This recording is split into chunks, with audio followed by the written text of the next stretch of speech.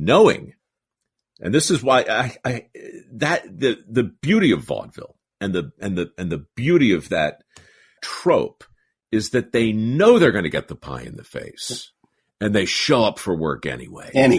Yep. Because that's part of what life is about. You're going to get a pie in the face. One of my favorite gags, and this is a burlesque gag, is imagine a stage, and there's a street light. There's a big hedge in the back of the stage, and there's a street light and a park bench over on stage left. Okay? Uh-huh. And got it. There is the top banana, the number one comic, is down on his hands and knees with his butt toward the audience, and he's rummaging around under the park bench. And the straight man comes in and says, "What are you doing?" And the comic looks up and he says, "I lost my watch." And the straight man says, "Well, where'd you lose it?" The comic says, "I lost it over there." And he points over to stage right. "Well, why are you looking over here?" "Because the light's better over here." The light's better. Of course. Of course. There is a certain sense to this stuff that makes no sense. And life for me is like that. Not a certain sense, a childlike quality. Yes. A naivete that's rooted in a form of logic that doesn't quite track, but is nevertheless undeniable. We know that objects are easier to find in the light. And so even though we probably misplaced it in the dark, well, it would be crazy to look over there, because even though that's where it is, you're never going to see it. This is grown-ups grow out of that. This is the child, Michael. It's the child in all of us. And while it makes no sense to the adult, it makes perfect sense to the child. And there's a balance there in all of us that is always trying to figure, which way do I go here? Do I go with the adult? Right. And it goes to sophistication. And like, some people can't laugh at a joke unless it's sophisticated. They've just decided that there's certain forms of humor that are beneath them. And those poor people will never really understand the Three Stooges. They'll never really understand Pull My Finger. They just won't get it. But then there's another level of silliness that's rooted in the misdirect. And that's what you just hit me with. That was the vaudeville exchange that kills me. I don't know if you stumbled across this one, but it's so stupid. There's a guy, he's reading his newspaper, and he's lounging by the pool. And the lifeguard walks up to him and says, "Excuse me, Mr. Munger?"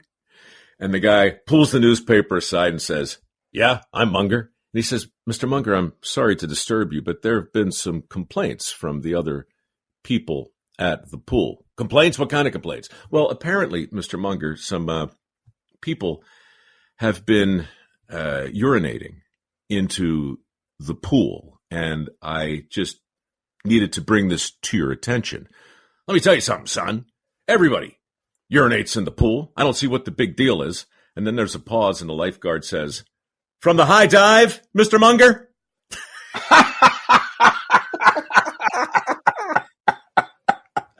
From the high dive. So suddenly the lifeguard goes from, sort of obsequious and careful and, to just outraged. And Mr. Munger goes from, well, yeah, you have a good point. All right, so no more peeing from the high dive. And that one line, coming as it does, totally shatters every preconception that you have had up to that point.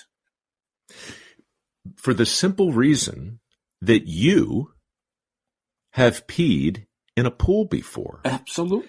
Everyone has peed in a pool before. Not the ocean, where peeing is mandatory, but everybody at some point in their life, hopefully when they were a child and not fully continent. But let's face it, many adults have done it too. People pee in the pool.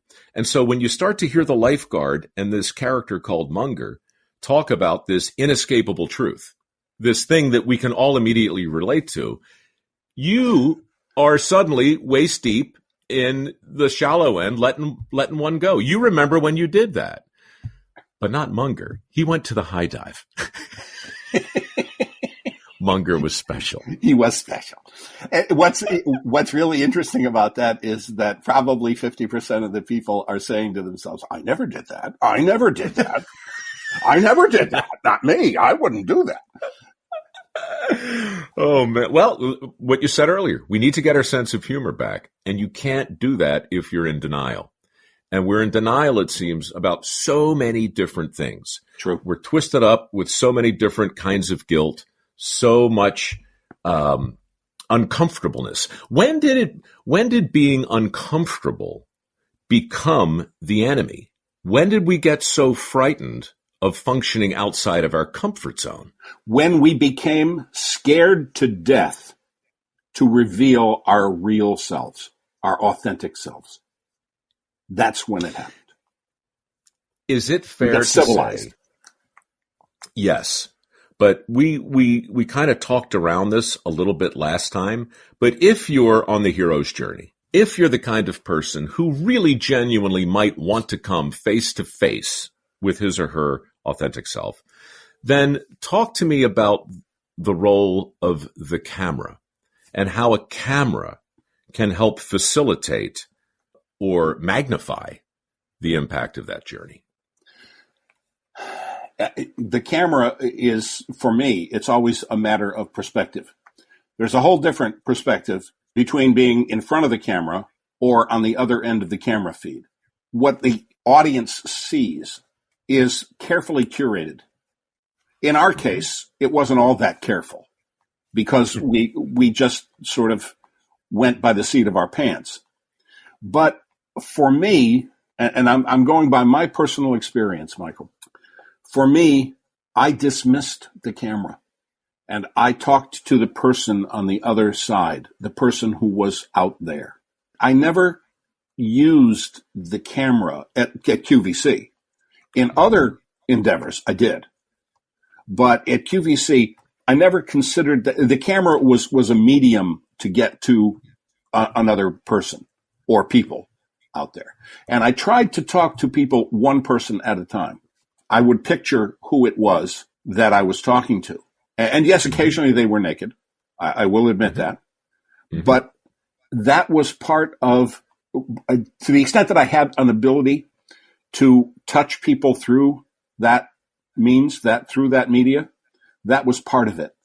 It was essentially just ignoring the technology and letting the technology do its work, do what it does. But what did the technology do to you as a result of that? How did the camera force you into some new level of truth or credibility or engagement or authenticity or whatever the kids are calling it? Okay. Days? All right. I learned very early on to listen to myself before I opened my mouth.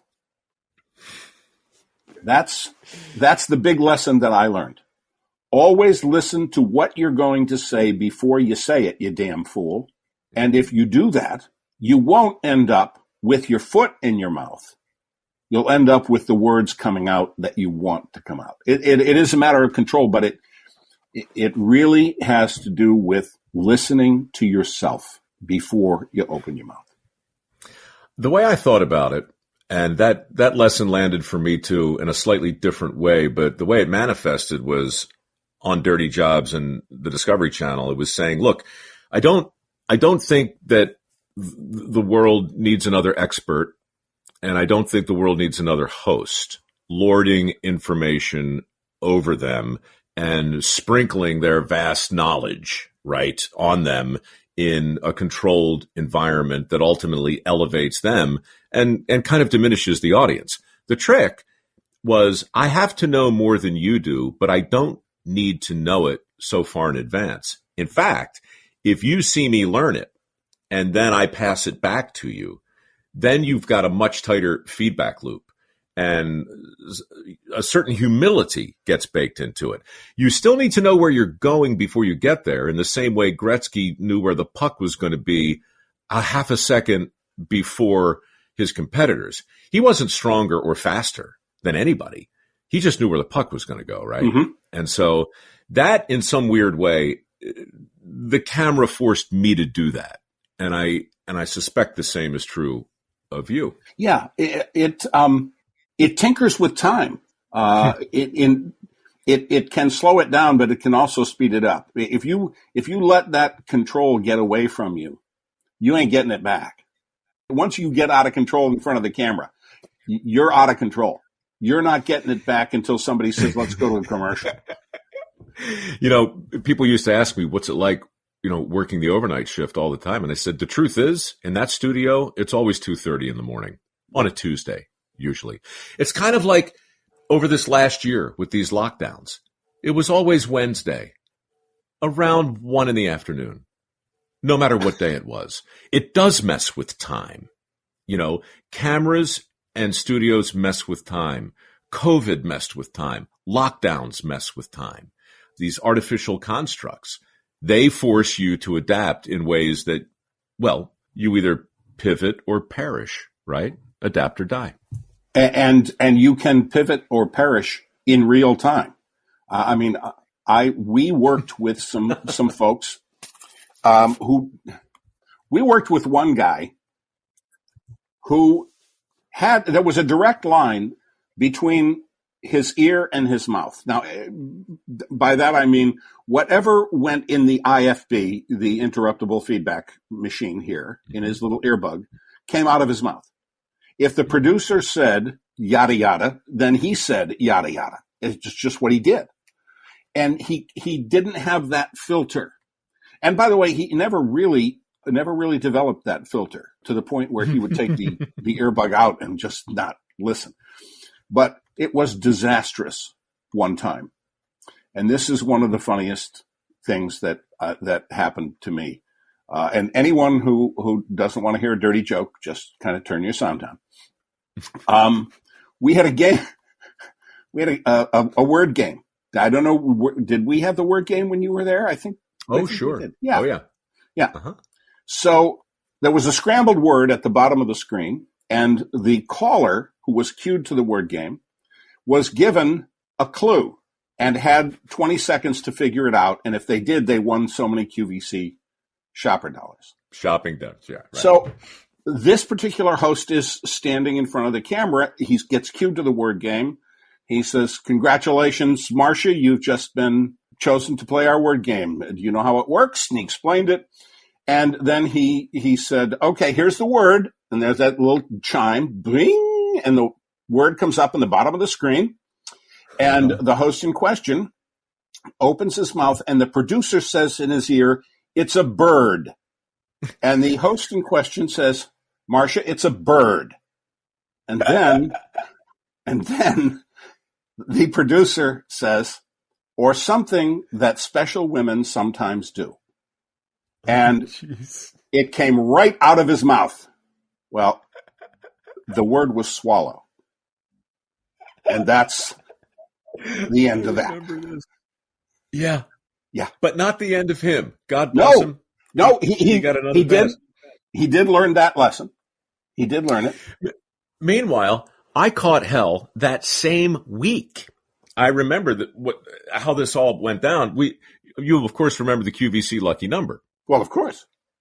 Every hour, the stage would turn, off to the stage left, and we'd go over and we'd pull a lucky number. Yeah. And it was a 4-digit number. On ping pong balls. That's right, on ping pong balls, like a lottery. Yeah. And if it matched the last 4 digits of your QVC shopping number, congratulations, you win money. Shopper dollars, right? Shopper. So I go over to the machine one day. This is prime time, actually. This is probably 4 p.m. on a Sunday. And I go over there, and the first number is 6. And the second number is 6. And the third number is 7. And the fourth number doesn't pop up. There's some malfunction. The air's not blowing right, and a couple of ping pong balls are grouped up in the chute. So the only thing on the screen in a tight shot is 667. So I say, well, congratulations. It's the mark of the neighbor of the beast. Somebody's a big winner, right? Holy crap. We had hundreds of letters. I mean, mostly the Bible Belt, I reckon, but people just were like, what? The mark of half the people were upset that I would make a comment about Old Scratch. The others were genuinely interested because in spite of their voluminous knowledge of the New Testament, they didn't remember any reference to the neighbor of the beast. And they really wanted to know what that was all about. And John Eastman calls me into his office. He's like, hey, man, when possible, maybe less